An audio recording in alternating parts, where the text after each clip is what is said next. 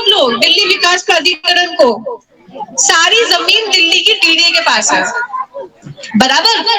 तो क्या हुआ, हम लोगों ने पिछले साल बोला कि डीडीए का सबसे ज्यादा जमीन है ना वो अमीरों के लिए है। नरेंद्र मोदी जी को तो कुछ 6 साल ही हुए होंगे दिल्ली में आए हुए, उनके पास इतना बड़ा घर है। हम लोगों को तो 35, 40, 50, 60 वर्ष हो गए हैं दिल्ली में। मोदी 6 साल रह के लाया कहाँ पे? वही तो हमारा पैसा, बिल्कुल। आज बिल्कुल, और आज राजपथ में इतना बड़ा बंगला उन्होंने खड़ा कर लिया।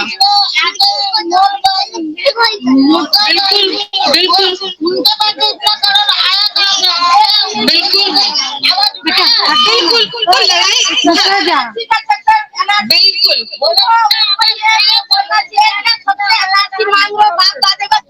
उनके पास कौन सा प्रूफ है? वो लिखित में दे दे उनका बाप का नाम क्या है और वो कहाँ से लाया। उनके पास तो हमें भी पूछ रहे हैं क्या लिया राशि। हम तो लाएंगे, आपके पास है वो दिखाओ ना पहले, तो हम बाद में दिखाएंगे। आप दिखाओ, देश का हो तो आपको दिखाना पड़ेगा। तो केले का पत्ते में लिख के दे दे, पुराना कागज है किसी के पास, वो तो पूरे वो हो जाता, मट्टी मट्टी है। उनके पास है, उनसे पूछो ना क्या तुम्हारे पास क्या है, केले का पत्ते में लिख के दे दे। वो तो गरीब दुखी को ऐसे ही कर रहे हैं, चाहे हिंदू हो चाहे मुसलमान हो, सबसे एनआरसी मांग रहे हैं। जो एनआरसी नहीं हो कहाँ जाएंगे भाई? पाकिस्तान जाएंगे, कहाँ जाएंगे बताओ? है देश का, उसका बाप का है, देश सारे भारत का है, सभी का है, हिंदू हो मुसलमान हो सिख हो सिखाई हो, जो जिसका भी हो, सबका देश है। उसके पास एनआरसी नहीं है तो हमारे पास तो भतेरा एनआरसी है, हमसे ले ले। पहले उनका दिखाए एनआरसी, तब पब्लिक दिखाएंगे उनको हम एनआरसी। आपने बिल्कुल सही बात बोली, उनको बिना कागज बनाए उनको मिल गया बंगला राजपथ। और हमारे पास है खुद, हमें नहीं मिला बंगला, हम तो पूरे में पड़े हैं, उनको मिल गया है ना। तो हमने लड़ाई लड़ी, आप बिल्कुल सही बात बोल रहे हो, मैं आपसे 100% आपसे और पूरी आवाम को भी होना चाहिए यही कि आवाज उठाना चाहिए। बिल्कुल बिल्कुल बिल्कुल बिल्कुल। तो लड़ाई यही हुई थी कि आप जिस हिसाब से दिल्ली में विस्थापन कर देते हो, लोगों को उनके घर से बाहर निकाल देते हो, आपके पास कौन से कागज है? तो ये पूरी लड़ाई हुई है ना। तो वहाँ पे जो डीडीए का जो कमिश्नर होता है ना, वो बैठा हुआ था हमारे सामने, बोलता है कि इसको क्या देना है, हम क्यों दें, ये लोगों को चाहिए नहीं कुछ भी, ऐसे बोलने लग गया। हमने उसको बोला आपके घर में काम करने कौन आता है? गरीबी जाते हैं। उसने कहा कि आती है हमारे घर में काम करने के लिए। अच्छा ठीक है। सफाई कौन करता है? उसके लिए भी एक आते हैं। ठीक है। आपकी गाड़ी कौन चलाता है? ड्राइवर आता है।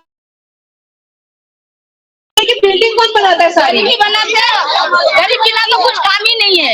कूड़ा कौन उठाता है? गरीबी बनाते हैं। तो वो कमिश्नर बोलता है हाँ मतलब सब कुछ तो वो लोग करते हैं। तो उसको बिल्कुल, तो उसको भी ये समझ नहीं थी कि जब सारा काम ये लोग करते हैं, हम जैसा गरीब वर्ग का इंसान करता है, औरत महिलाएं करती हैं, तो सारा जो भलाई का जितना भी बेनिफिट है, जितना भी उनको सुख सुविधा है, वो बड़े बड़े अमीर लोगों को क्यों मिलता है जब काम हम लोग करते हैं? वो गरीब को क्यों नहीं मिलता है ना, बराबर। बिल्कुल मजदूर करते हैं, रात को आके जो भी मिलता नसीब में खाते हैं, अगर उन लोग को क्यों नहीं सुख मिलती? बिल्कुल यही बात रखी, उसको समझ में भी आया, 2 मिनट के लिए समझ में आया, फिर से भूल गया, है ना। तो यही होता है। और ऐसा नहीं होता कि मैं चली गई, अमृता जी चले गए, हम 2-4 लोग चले गए, नहीं। डीडीए में जब तक 50,000, 1 लाख, दिल्ली की आबादी है 2 करोड़, है ना। 2 करोड़ का मालूम, अगर 2 लाख भी नहीं बातें रख पाते हैं ना अपनी, उनको समझ में आती नहीं है। जितनी आवाम होगी उतनी बातें उनको समझ में आती है ना। जो लागत दे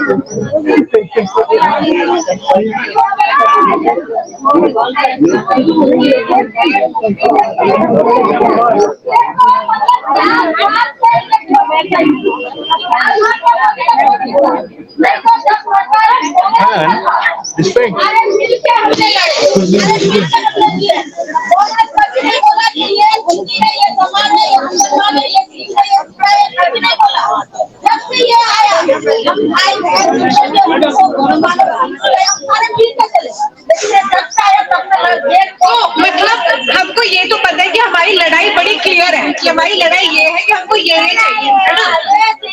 बिल्कुल। और हमारे पास देखो ये भी है कि हमारे पास सहयोग करने के लिए लोग भी हैं हमारे साथ, है ना? कि संस्थाओं के लोग हैं हमारे साथ हमारी सहायता करने के लिए। हमें कुछ चाहिए, कैसे करना है, क्यों करना है, किसके लिए करना है, ये लोग है ना हमारे साथ, है ना? तो ऐसा है कि सरकार के साथ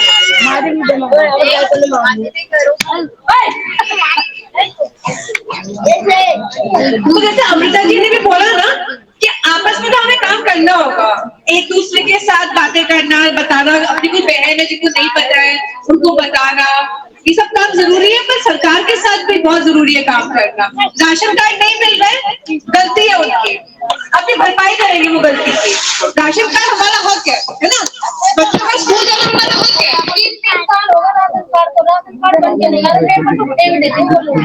चलो जॉब पेंटिंग में पड़ा है, उसमें पड़ा है, पेंटिंग में पड़ा है, इतना परेशान है राशन कार्ड से हम। राशन जिसको मिल रहा है उसको मिल रहा है, जिसको नहीं मिल रहा उसको नहीं मिल रहा। इतने परेशान है जिनके पास राशन कार्ड नहीं है, ये कितनी बड़ी दिक्कत है। बिल्कुल सही बोल रही है हमारी बहन। अच्छा आपको एक बात बताइए, आप सब लोग 3 साल हो गए राशन कार्ड को, वो पेपर ले जाते तो वो लोग फेंक देते, कोर्ट वाले फेंक देते, पेंशन में पड़े, ये पड़े वो पड़े। अभी आप क्या करोगे? अभी बताओ आप क्या करोगे अभी? राशन कार्ड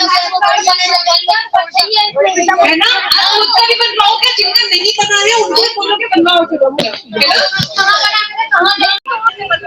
आज सीमापुरी में अंतर्राष्ट्रीय महिला दिवस के उपलक्ष्य पे कूड़ा चुनने वाले वेस्ट पिकर्स, रैग पिकर्स के बीच में आज एक महिला दिवस का आयोजन हुआ। इसमें आज तमाम मुद्दों पे, खास करके राशन के मसले पे, बच्चों की शिक्षा के मसले पे और भी जो दूसरी सुविधाएं हैं उस पे महिलाओं का गुस्सा फूट पड़ा। और लगातार आप देख सकेंगे और उसको हम दिखाना भी चाहेंगे कि कैसे यहाँ एक बड़ा मतलब विक्षोभ है लोगों के बीच में। और चूंकि अभी फिलहाल दिल्ली में एमसीडी का चुनाव होना है और एमसीडी चुनाव से पूर्व जो आम लोग हैं और खास करके जो मजदूर वर्ग के लोग हैं, जो रोज कमाते खाते हैं, जो छोटे मोटे धंधे में हैं, उनकी क्या स्थिति है, यहाँ आने के बाद आपको सहज महसूस हो जाएगा। लगातार महिलाओं का जो जोश था, गुस्सा था सरकार के प्रति, और खास करके अभी भी एनआरसी का जो मुद्दा है उसको लेके इस कम्युनिटी में एक जबरदस्त गुस्सा है। और अधिकांश जो कूड़ा चुनने वाला समुदाय है वो या तो बिहार का है या पश्चिम बंगाल का है या झारखंड का है। अधिकांश बांग्ला भाषी जुबान बोलने वाले लोग हैं और आपको वो एक बांग्ला कल्चर आपको यहाँ दिखाई दे जाएगा। तो इस आज के इस कार्यक्रम में ये देखा कि जो वक्ता थे, वक्ता से ज़्यादा महिलाओं ने मोर्चा संभाला। और वो महिलाएं जो एकदम पढ़ी लिखी नहीं हैं, वो महिलाएं जो सुबह से लेकर शाम तक खटती रहती हैं अपने बच्चों के लिए, अपने परिवार के लिए, कि 2 पैसा कमा सकें, उन सबके लिए लगातार वो काम करती रहती हैं। लेकिन आज उनके जो कूड़ा चुनने का जो सवाल है, कूड़ा चुनने का जो एक जो क्षेत्रफल था वो भी धीरे धीरे सिमट रहा है। और इसमें भी प्राइवेट संस्थान उतर गए हैं और कूड़ा के लिए भी बड़े बड़े घूस मांगे जाते हैं, 50,000 से लेकर 1 लाख रुपए तक का। यहाँ लोगों ने बताया कि वो जो मशीनें आ गई हैं जो कूड़े को क्रश करती हैं, दबाती हैं और दबा के और उनको या तो किसी लैंडफिल में या किसी और दूसरे प्रयोग में वो उस कूड़े का प्रयोग होता है। इस बीच जो बहुत सारी चीज़ें हैं, मेटेलिक चीज़ें हैं, प्लास्टिक की चीज़ें हैं, धातुएं हैं, वो सारी की सारी पहले लोग चुन लेते थे और खालिश कूड़ा जो है लैंडफिल में जाता था। अब वो भी चुनने का अधिकार भी वो भी ख़त्म किया जा रहा है। ये सारे मुद्दे हैं, एक आजीविका का सवाल है, एक सर्वाइवल का सवाल है, एक डिग्निफाइड जीवन जीने का सवाल है, बच्चों की पढ़ाई का सवाल है, शिक्षा का सवाल है। इसके अलावा स्वास्थ्य है, राशन है, जहाँ हर जगह महिलाओं को, खास करके महिलाओं को जूझना पड़ता है। और इसके साथ साथ सीमापुरी में शासन प्रशासन की देखरेख में कहिए या उनकी नज़रों के नीचे मतलब दारू से लेके जो ड्रग्स हैं उनका भी खुला धंधा यहाँ चलता रहता है। लोग इससे भी परेशान हैं। तो आज नई सीमापुरी से जो महिलाओं का उत्साह जो दिखाई दिया है, जो गुस्सा दिखाई दिया है, उम्मीद है आने वाला यही गुस्सा, यही उत्साह, यही आक्रोश सरकारों को भी या सत्ता के जो पैरोकार हैं उनको भी सोचने के लिए मजबूर करेगा। आज का महिला दिवस पे आप सभी को ढेर सारी शुभकामनाएं। और जो एक बराबरी, एक भाईचारा, एक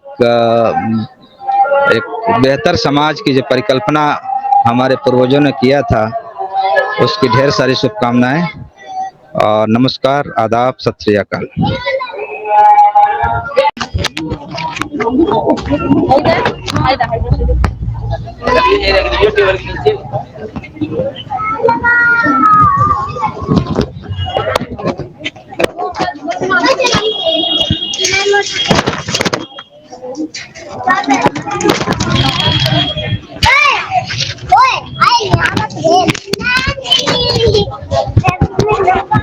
आज 8 मार्च सीमापुरी का ये मोहल्ला है और ये मोहल्ला कूड़ा चुनने वाले या यूँ कहिए कि रैग पिकर्स, वेस्ट पिकर्स, उस मोहल्ले में आज एक प्रोग्राम है 8 मार्च पे, महिलाओं का प्रोग्राम, महिला दिवस पे। मैं यहीं से आज लाइव हूँ। इसके बाद हम पूरा प्रोग्राम दिखाएंगे आपको।